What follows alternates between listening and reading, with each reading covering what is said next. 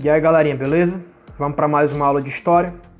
Na aula anterior a gente aprendeu sobre absolutismo, que era o modelo político existente nos estados europeus. Hoje a gente vai ver como era a economia nesses estados, qual era o tipo de modelo econômico dos estados absolutistas, daqueles reinos absolutistas. Esse modelo econômico é o mercantilismo. Na época ninguém chamava de mercantilismo, é um nome que surgiu depois. Os estudiosos da economia, analisando aquela época absolutista, eles entenderam que aquele modelo econômico tinha algumas especificidades e eles batizaram esse período histórico em que a economia era desse jeito, de mercantilismo. Vamos ver, aprofundar aqui o conceito de mercantilismo.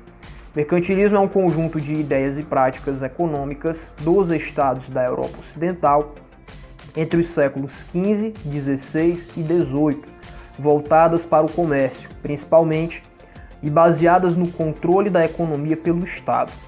Então, o Estado ele já era muito poderoso, né? O absolutismo dava a ideia de um Estado poderoso, centralizado na figura de um rei, e o mercantilismo ele tinha uma prerrogativa parecida. O mercantilismo ele também pregava que a economia, as trocas comerciais, a produção, as relações econômicas, elas também deveriam ser controladas pelo Estado, certo? Da mesma forma que o Estado tinha que ser controlado pelo monarca. Esse modelo ele vai vigorar durante essa época do período moderno, né? Do século XV até o século XVIII, e ele vai dar origem ao que hoje nós chamamos de capitalismo, certo? Que é o sistema econômico em que a maioria do planeta Terra vive, que é um sistema econômico baseado na propriedade privada, ou seja, as pessoas elas têm empresas, certo? Não é o governo que é dono de empresas, algumas, né? Mas o que predomina é que essas empresas estejam nas mãos de pessoas comuns, e aquelas pessoas que não têm empresas, elas trabalham, elas acabam vendendo a própria força de trabalho, né?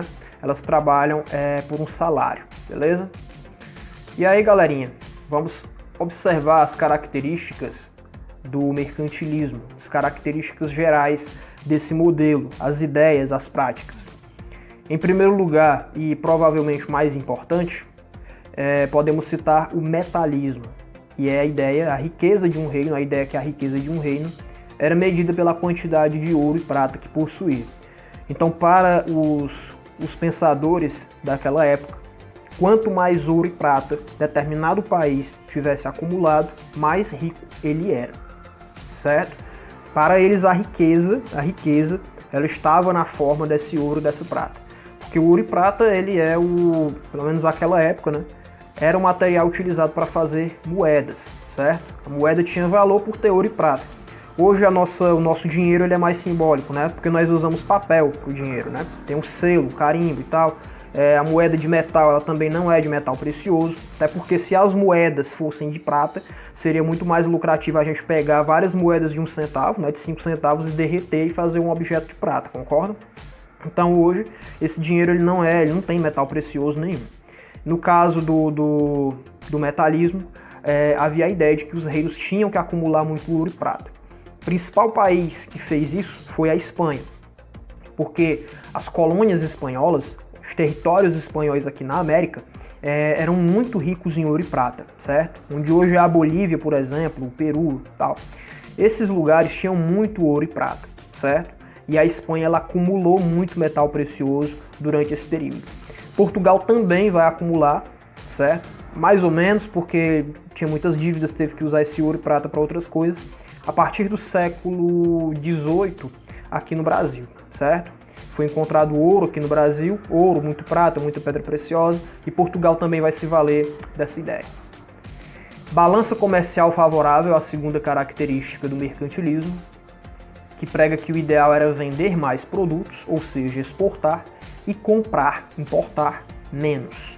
O que é exportar e importar? Isso é geografia básica. Exportar, vender para fora do país. Importar, comprar de outro país. Se você tem, por exemplo, um brinquedo, uma maquiagem, uma caneta, que tem lá escrito Made in China, Made in Índia, por exemplo, isso quer dizer o quê? que esse produto que você tem aí é importado, certo? Ele foi comprado do Brasil, foi comprado de outro país, certo? Veio para o Brasil.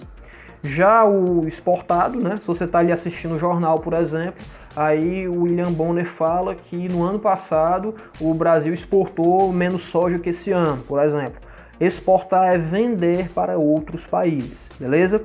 Então, no mercantilismo havia a crença, exatamente para acumular riqueza, que era necessário que um país ele sempre vendesse mais e comprasse menos. Balança, né, comercial favorável. Essa balança ela tinha que pesar para um lado. Qual lado? O de vender mais, exportar mais, certo?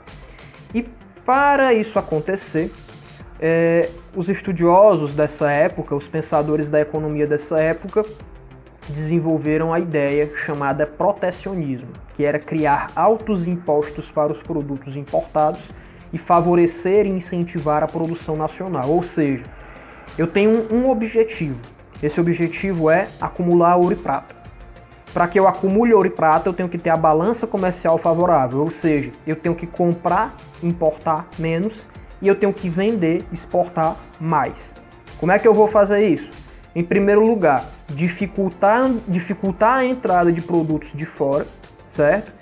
Como? Eu vou cobrar taxas para que esses produtos entrem no meu país. Então, por exemplo, um exemplo, certo, fictício. A França, certo, que foi de fato um exemplo gigante de protecionismo, ela quer diminuir a importação de vinho, certo? Ela quer diminuir a importação de vinho, ela quer comprar menos vinho do exterior.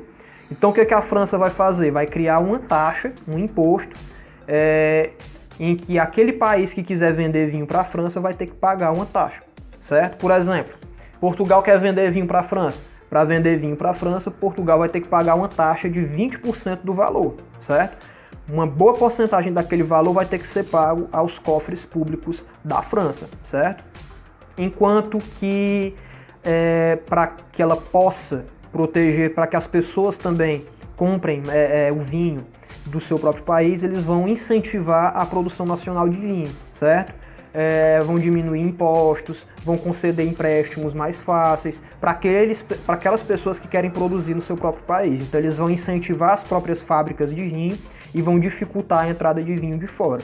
E mesmo que esse vinho entre, pela taxa de 20%, os vendedores de fora vão ter que aumentar o preço do produto para ter lucro. Isso quer dizer que o povo, a própria população, vai comprar esse produto mais caro, certo?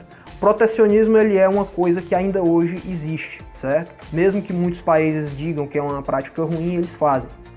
Os Estados Unidos faz, a China faz, a Europa faz, o Brasil também faz. Então, produtos importados geralmente são mais caros, certo? Porque existem taxas que para vender para outro país eles têm que pagar, beleza? E por último, isso aqui tem muito a ver com a nossa história, que é o pacto colonial ou exclusivo colonial. As colônias só podiam negociar com suas metrópoles. O que é colônia? No caso aqui, no contexto aqui, colônia é uma terra pertencente a outra. É um território pertencente a outro território, certo?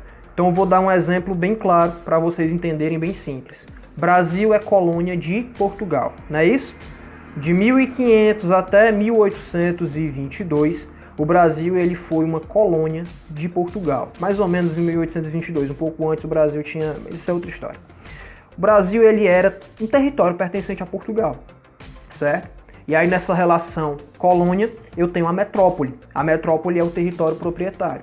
Então na relação Brasil-Portugal, Brasil é a colônia, Portugal é a metrópole, ok?